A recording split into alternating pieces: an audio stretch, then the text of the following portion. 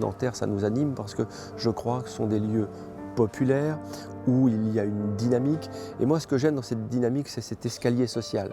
C'est que quelqu'un puisse avoir un projet, que ce projet l'accompagne dans un épanouissement professionnel et pourquoi pas qu'il devienne aussi un acteur économique de ce quartier ou de sa région. Les 3 objectifs qu'on s'est fixés, c'est une salle autonome, une deuxième salle en activité groupée et une troisième salle axée spécifiquement sur le sport santé. On va pouvoir justement accompagner les riverains. Notre concept, il est différent des généralistes, des grandes salles de sport où on brasse énormément de monde.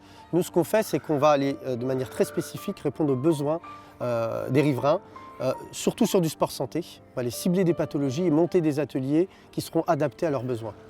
Eclos, c'est un concept atypique basé sur 3 piliers forts, l'économique, l'écologique et la convivialité. En plus de créer un lieu attractif et convivial, Eclos va créer une vingtaine d'emplois localement. L'Institut Mines-Télécom peut avoir un impact majeur sur le développement économique de Nanterre et ses environs en termes de création d'emplois. Nanterre, effectivement, est une ville très attractive. L'hôpital implanté sur place va permettre à nos startups de développer des partenariats en relation avec les patients, avec les dispositifs, blocs opératoires. 30% de nos startups sont dans la santé digitale.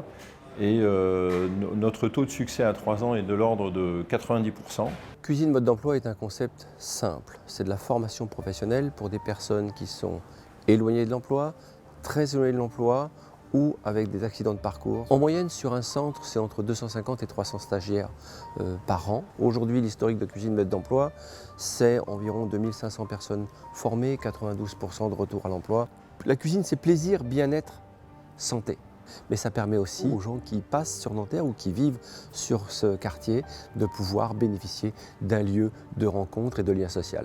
Agripolis propose l'installation de fermes urbaines qui vont produire des légumes et des fruits. Et pour cela, on utilise notre technique de colonne et de gouttière de culture qui permet d'économiser toutes les ressources de manière drastique. Sur ce projet de Nanterre, nous allons offrir de la production hyper locale qui va servir évidemment les habitants, mais aussi hôtels, boutiques, AMAP.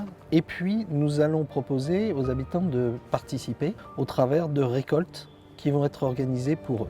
Quand on voit des projets comme celui de Vinci, pour nous, ce sont des projets liés à l'environnement.